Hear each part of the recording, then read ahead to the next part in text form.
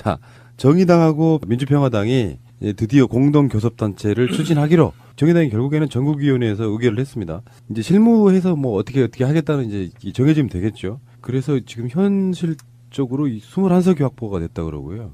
민주당한테는 사실 좋은 점이 더 많은 상황인 거죠. 아무래도 밤이당 하나 있는 것보다는 근데 원내교섭을 할 때는 그 상대가 적은 게 대화할 여당 때는 입장에서는 그럴 수 있다. 여당에선 그런데 아무래도 이제 밤이당하고 자유한국당은 초록은 동색이지만 이번에 민평당과 그 정의당의 원내교섭단체의 원내대표가 어느 분이 되냐에 따라서 전선이 2.5 대 1.5로 될 수 있지 않을까요? 플러스 마이너스 다 있는데 원내 협상이 복잡해지는 측면도 있고 비교적 그래도 이렇게 공동 보조를 할 수 있는 것이 반반이 돼서 또 좋은 점도 있고 그런데 어쨌거나 현실적으로 정의당과 평화당에 속해 있는 분들이 저쪽으로 가거나 또 아니면은 지금 더불어민주당으로 직접 바로 뭐 이렇게 함께 결합하는 것이 어려운 상황에서는 그분들이 어차피 존재하는 것인데 일정하게는 억지력으로 작용하게 된다는 점에서는 큰 틀에서 보면은 뭐 크게 나쁠 건 없는 것 같습니다. 정의와 평화와 정의 이분들이 사실상은 24석 정도 가진 거거든요. 지금 바른미래당에 지금 그 3명, 세 명 포함하면은 있으니까요. 네. 그 정도면 힘을 좀 일단 갖는다고 보고 저쪽이 27석밖에 안 되는 거예요. 사실상 바른미래당에. 그 밤이당에 소속되어 있는 국회의원 한 분이 네. 민주평화당의 대변인으로 임명. 그건 진짜 거매지긴 해요. 진짜 너무 심하죠. 근데 뭐 그 정도로 저는 대변인도 있고 연구원장도 아닌가? 맞아요. 그렇죠. 예. 출당 시키겠네, 거다. 아니 보면서 스트레스 받는 것보다는 그냥 내보내 주면 되는 거지. 출당시키겠어요. 예.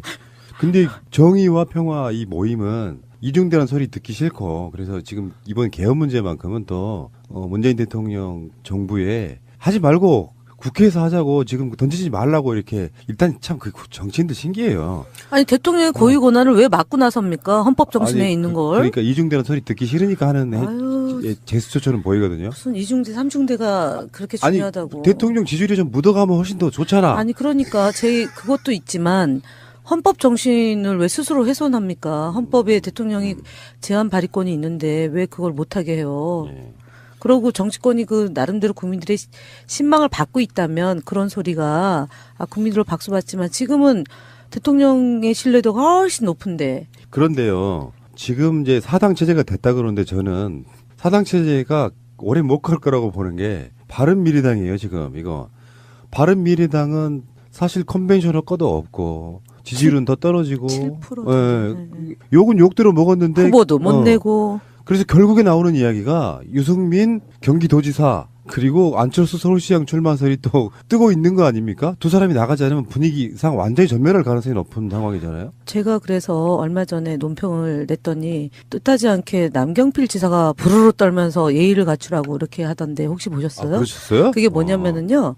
이석연 전 법제처장을 자유한국당이 후보로 낸다고 전략공천을 한다고 그래서 제가 이석연 전 법제처장은 올드보이다. 그다음에 바른미래당의 후보를 돕기 위해서 사실상 선거연대 아니냐라는 의혹이 있다 그랬더니 그러면은 선거연대 아니다 이러면 되잖아요. 그리고 이제 이석연 법제처장이 문재인 대통령이 뭐 선출될 때 문제가 있는 방식이었기 때문에 임기를 단축해야 된다.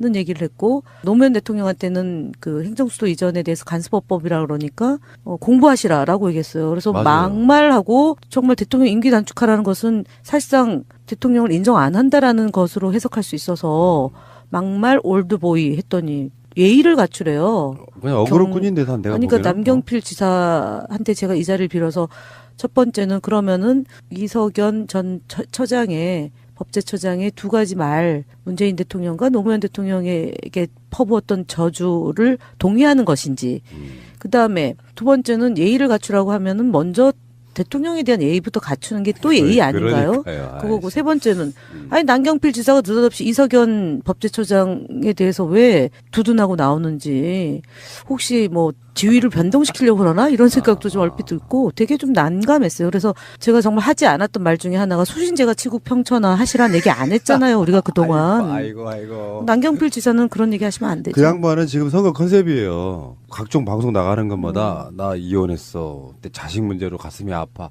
그게 선거의 전략이더라고요. 아니 근데 그게 컨셉이라고 하지만 국민들이 볼 때는 거의 이제 막다른 골목에 가고 있다 이렇게 보죠. 아까 좀 전에 나왔던 그 박종희 씨가 했던 말이 있어요. 남경 필로는 자유한국당 지지율보다 안 나오니까 내가 돼야 된다고 그러면서 이제 사적인 그 개인 뭐 개인사 이런 것들이 얘기를 하더라고요. 어쨌든 바른 미래당 같은 경우는 안철수가 이렇게 고집을 피워서 여기까지 사실 온 거고 이 상황에서 자기들의 전략이랄까 지금까지 공약 비슷한 건 지방선거에서 제2등의 당으로 올라서서 그 힘으로 사실은 보수의 대표 주자가 되겠다 이건데 이 상태로라고 하면 당을 만드는 의미도 없이 그냥 흐지부지 될 가능성이 전혀 있죠. 없죠. 네.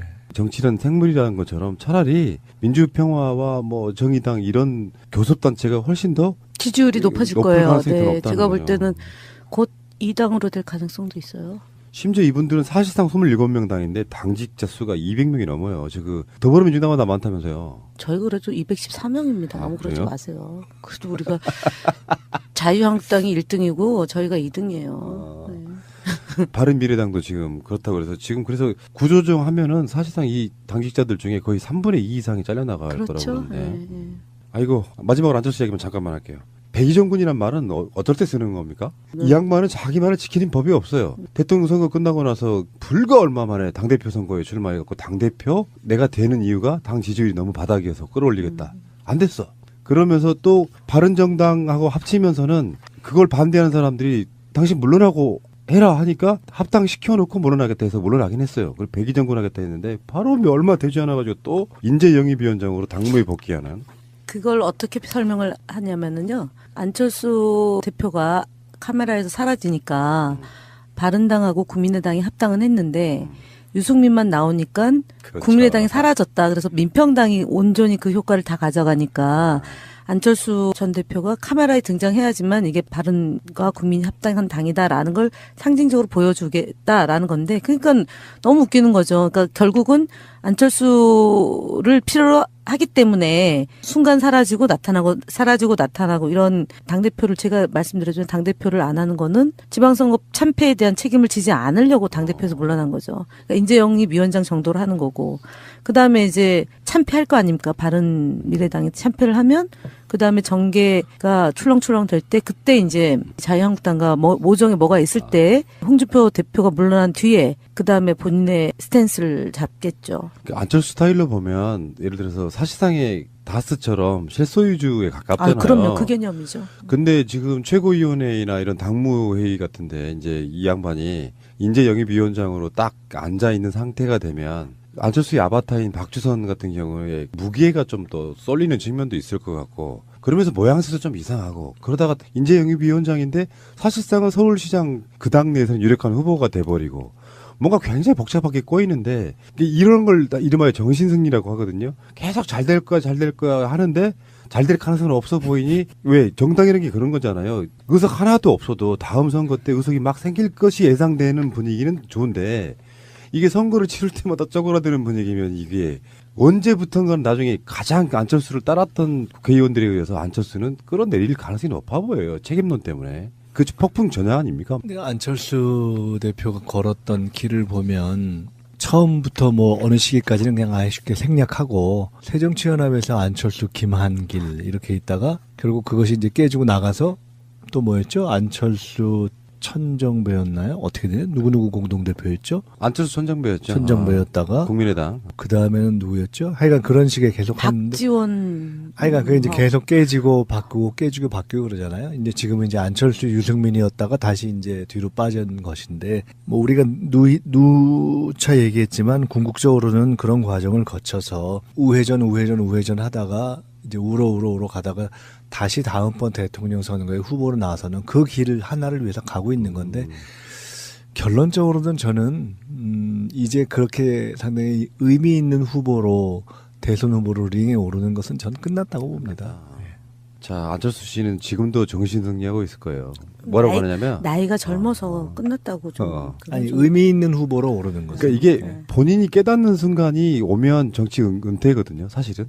아, 그런가요? 제가 봤을 때 안철수 씨의 정신 승리는 뭐냐면 이렇게 생각하고 있을 거라는 거죠. 새정치라는 게 참 힘들구나. 쉽게 풀리지 않는구나. 하지만 나는 이걸 이겨내고 새정치의 최고봉에 오른다. 이런 식의 계속 정신 승리할 건데 벤치마킹을 아마 YS로부터 찾을 겁니다. 본인만 모르는 새정치의 현실인 것 같습니다. 알면 알수록 어렵고요. 힘드네요, 보니까. 아, 정치 안 하기를 얼마나 잘했구나.